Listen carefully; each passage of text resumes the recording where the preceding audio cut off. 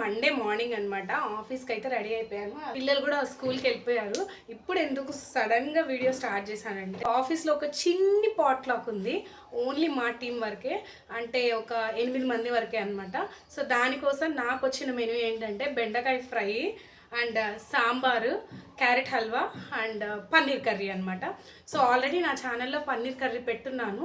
కాకపోతే ఈ కర్రీ నేను నా కొలీగ్ వాళ్ళ వైఫ్ చాలా అంటే చాలా బాగా చేస్తారు.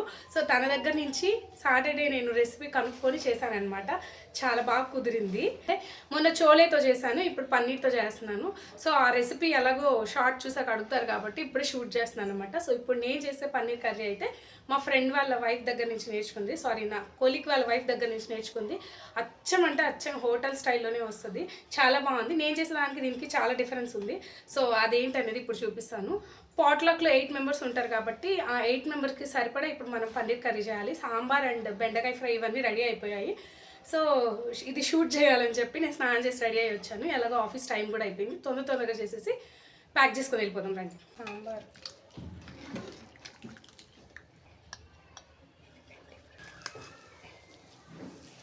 సో ఇది క్యారెట్ హల్వా. సో 8 మెంబర్స్కే కాబట్టి కొంచెం తక్కువ చేసాము. ఫస్ట్ అయితే మనం పన్నీర్ కర్రీ కోసము ఒక గుప్పెడు వేరుశనగ పప్పులు అలాగే ఒక గుప్పెడు జీడిపప్పులు తీసుకున్నాను. ఫస్ట్ అయితే నేను వేరుశనగ పప్పుల్ని వేడి చేసేసుకుంటాను, అంటే డ్రై రోస్ట్ చేసుకోవాలన్నమాట, వితౌట్ ఆయిల్. సో నేను ఫస్ట్ వేరుశనగ పప్పుల్ని డ్రై రోస్ట్ చేసుకున్నాను ఒక పాన్ పెట్టుకొని. అండ్ దెన్ జీడిపప్పు వేస్తాను. జీడిపప్పు ఏంటంటే త్వరగానే వేడైపోతుంది, వేరుశనగ పప్పు ఏంటంటే కొంచెం లేట్ అవుతుంది కాబట్టి ఫస్ట్ అయితే అది వేసాను.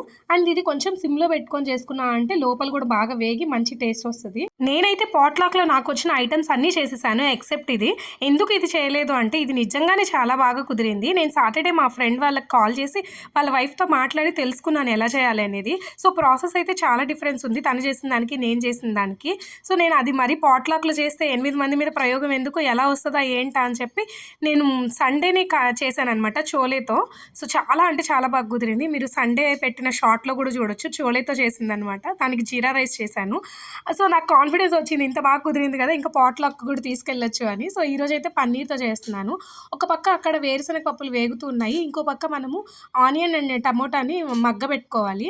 సో దీంట్లో ఏంటంటే నేను 2 టమోటాస్ 2 ఆనియన్స్ తీసుకున్నాను ఈక్వల్ పోర్షన్స్లో. ఇవైతే సిమ్లో పెట్టేసి మగ్గబెట్టుకున్నాను. కొంచెం సాల్ట్ వేసేసామంటే త్వరగానే మగ్గిపోతాయి కాబట్టి, ఇంకా టైం లేదు కాబట్టి నేను సైమల్టేనియస్గా 2 పొయ్యిల మీద పెట్టి చేసేస్తున్నాను.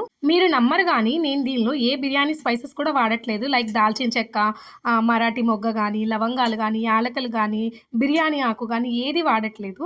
అండ్ ఇక్కడైతే నాకు టైం అయిపోతుంది కదా, సో ఆనియన్ అండ్ ఇంకా టమోటా పెద్ద పొయ్యి మీద పెడితే త్వరగా మగ్గుతుందని చెప్పి స్టవ్ మార్చేసాను అనమాట.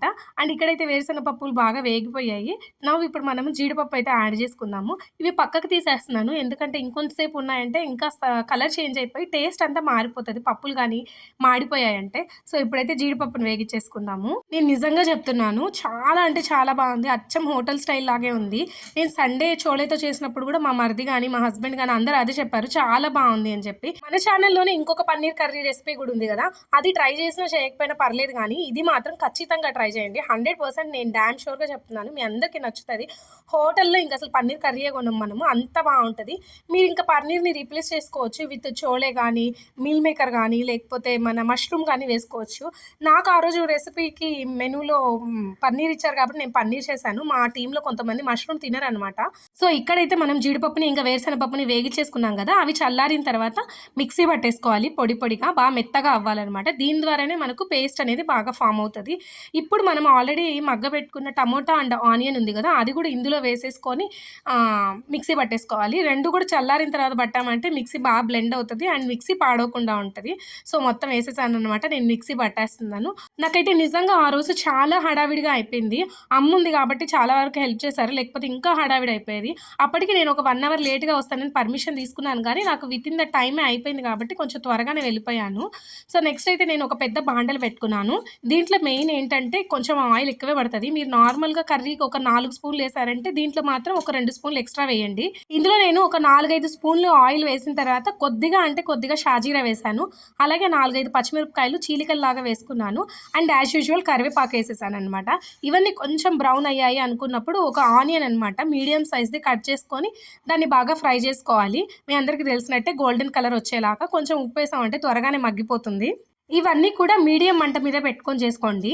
హైలో పెట్టామంటే మళ్ళీ మాడిపోతుంది, లోలో పెట్టామంటే అసలు గంటలు గంటలు టైం తీసుకుంటుంది. సో మీడియంలో పెట్టుకోండి. మనకు టైం లేదు, త్వరగా ఆనియన్ మగ్గిపోవాలి అనుకున్నప్పుడు కొంచెం సాల్ట్ వేసామంటే నేను ఇందాక చెప్పినట్టే త్వరగా మగ్గిపోతాయి అండ్ మంచి కలర్ వచ్చేస్తాయి. సో ఇప్పుడు నా ఆనియన్ అయితే మంచిగా కలర్ వచ్చేసింది కదా. ఇప్పుడు నేను దీంట్లో అల్లం వెల్లుల్లి పేస్ట్ అయితే వేస్తున్నాను. నేను చెప్పాను కదా నేను ఈ క్వాంటిటీ అంతా 8 మెంబర్స్కి చేస్తున్నానని, కానీ 8 మెంబర్స్ ఇదే తినరండి. వెజిటేరియన్స్ యాక్చువల్లీ ఇద్దరు మాత్రమే. ఈ 8 మెంబర్స్ జస్ట్ కొంచెం టేస్ట్ చేస్తారు కాబట్టి నేను ఇంట్లో ఎంతైతే చేస్తానో అంతే చేశాను. ఆబ్వియస్లీ నాన్ వెజిటేరియన్స్కి చికెన్ ఉన్నప్పుడు పన్నీర్ మీదకి రారు, బట్ లిటరలీ వాళ్ళు కూడా ఏం చెప్పారంటే చాలా బాగుంది అన్నారు. సో అల్లం వెల్లుల్లిపాయ పేస్ట్ బాగా వేగిపోయిన తర్వాత మంచి వాసన వస్తుంది కదా, అప్పుడే మనకు అర్థమైపోతుంది అల్లం వెల్లుల్లి బాగా వేగిందని. నెక్స్ట్ మనం ఏదైతే మిక్సీ పట్టుకున్నామో ఆ పేస్ట్ అంతా కూడా దీంట్లో వేసేయాలి. చూడ్డానికి అయితే మంచి పేస్ట్ చట్నీ లాగా ఉంది కదా, సో స్మెల్ కూడా చాలా బాగుంటుంది మనం కర్రీ చేసేటప్పుడు. అమ్మ వాళ్ళు అడుగుతున్నారు మంచి మసాలాలు వాసన వస్తున్నాయి ఏమేమి వేసామని. లిటరలీ నేనైతే అప్పటిదాకా ఏమీ వేయలేదు, ఇప్పుడు మీరే చూస్తున్నారు కదా. సో ఇదేంటంటే మనకు అడుగు పట్టేస్తుంది. సో కొంచెం సిమ్లో పెట్టుకొని మంచిగా కలుపుకోవాలి ఈ ఆయిల్ అంతా మధ్యలోకి వెళ్ళేలాగా, సో దట్ అంతా కూడా పచ్చివాసన పోయి మంచిగా ఆయిల్లో ఉడుకుతుంది అనమాట. మంచిగా ఉడికింది అనుకున్నప్పుడు ఆయిల్ అయితే బయటకు వచ్చేస్తుంది. చూస్తున్నారు కదా కలర్ అయితే ఎంత చేంజ్ అయిందో, ఆయిల్ కూడా చూడండి ఎంత నీట్గా సపరేట్ అయిపోయిందో. ఇప్పుడు నేను దీంట్లో కొంచెం గరం మసాలా, మిరియాల పొడి, జీలకర్ర పొడి, ధనియాల పొడి, అలాగే కొంచెం షాహీ పన్నీర్ మసాలా వేస్తున్నాను.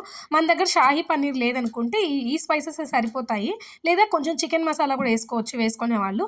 ఈ పొడులన్నీ కూడా బాగా వేగిపోయాయి అనుకున్నప్పుడు మనం మెయిన్ ఇంగ్రీడియంట్ పెరుగు వేసుకోవాలి. స్పూన్లు వేసాను అనమాట నేను. సో ఈ పెరుగు వేసిన తర్వాత కూడా చక్కగా కలిపేసుకోవాలి.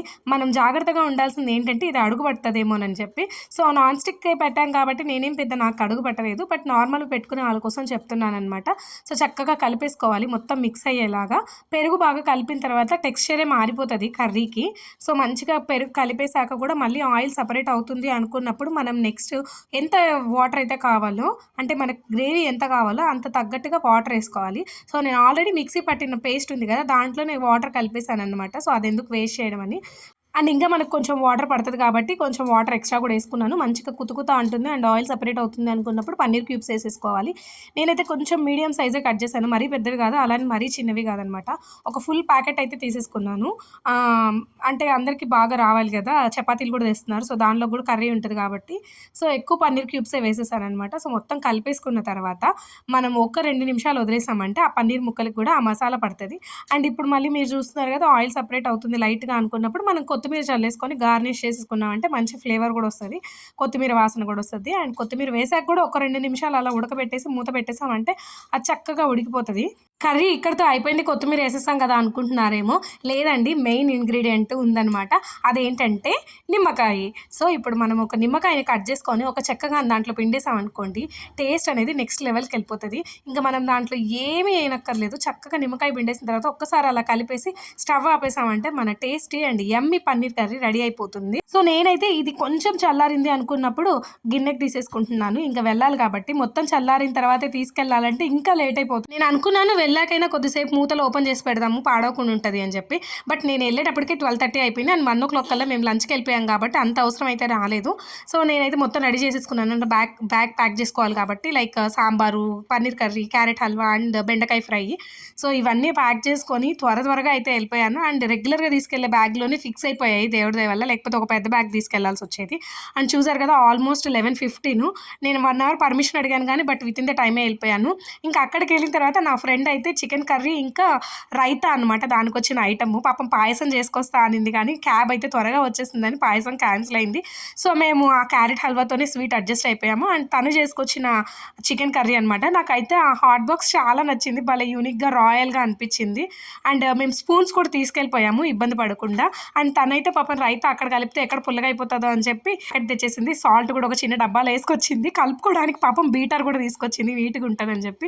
సో ఒక్కొక్కటి ఓపెన్ చేసి అయితే పెడుతున్నాము. అండ్ యాజ్ యూజువల్ పెళ్ళైన వాళ్ళు ఆడవాళ్ళు ఉన్నారు అంటే ఇలాంటి పనులన్నీ వాళ్ళే కదా చేస్తారు. హ్యాపీగా మగవాళ్ళు వెనకాల వచ్చారనమాట తినడానికి. మేము పాట్లాక్ చేసుకుంటున్నాము అనుకున్నప్పుడు నార్మల్గా అయితే ప్లేస్ రిజర్వ్ చేస్తాము, బట్ ఈసారి ఏంటంటే మా టీం వరకే చేసుకుంటున్నాము, ఎంటైర్ ప్రాజెక్ట్ కాదు కాబట్టి మేమే వచ్చి ముందుగానే ఒక టేబుల్ ఆపేసామన్నమాట మేమిద్దరమే. సో దట్ ఇవన్నీ అరేంజ్ చేయొచ్చు, ప్లేట్స్, టిష్యూస్ అవన్నీ తీసుకురావచ్చు అని చెప్పి. సో మా అనుష అయితే రైతా కలిపే పనిలో ఉంది.